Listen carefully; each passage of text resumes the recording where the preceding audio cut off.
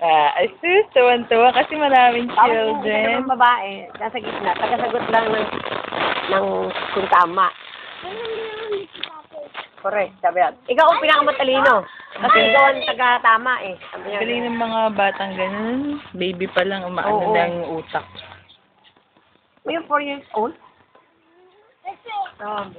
Parang ito. Ano yung tita, nasa jeans yun eh. Oo nga.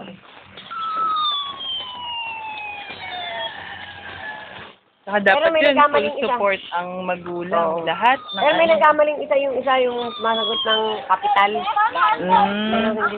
Hindi, tsaka tapos sabi na. Sabi pala nung sumasagot ng kapital, hindi ko naman maintindihan eh. Ay sis, sa video na naman niya makikita ni Tito West. Kuring, no? Ano, pasok? Oo nga. Ay, bakit weekday? Ay, kailangan mag-rest ka talaga.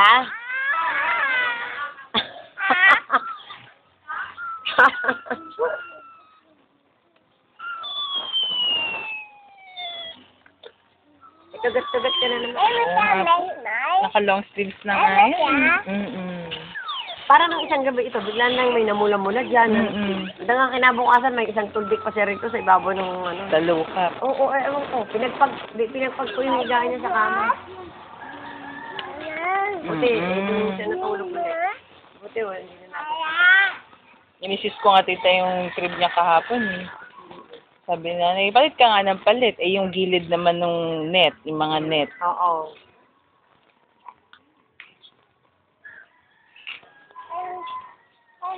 Ganyan. Ayan yung favorite yan ni Kaylin, tita. Ito talaga. Kahit na may plastic.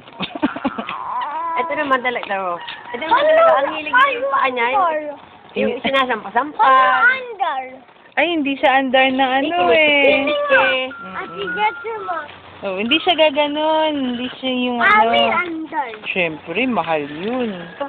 Pagkatapos ko nanood ng TV kagabi, eh di nga, binabad ko na nung hapon pa lang yung ano. Napaandar ko na isang andaran. Akin yan! Kuyan! Di ba? Ni Dennis, pinapos ko. Ako nga. Ako nga. Tapos yung una ni Danting amon hindi kumain sa liha. Nilabang ko nga. Favorite niya yun. Eh kasi nga kumain na sila ng amoy tao, hindi papagpagdakit. Ay. Yung naiwanan siya. Hindi, pag uminom-uminom na, kaya kwarto niya. Saka lalaki tita eh, ganun talaga. Ba't kaya no?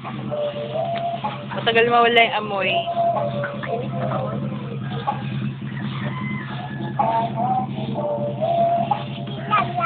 Ano yan? Ay, nalaglag yung biscuit niya. Ay, sayang. Oh, no more na.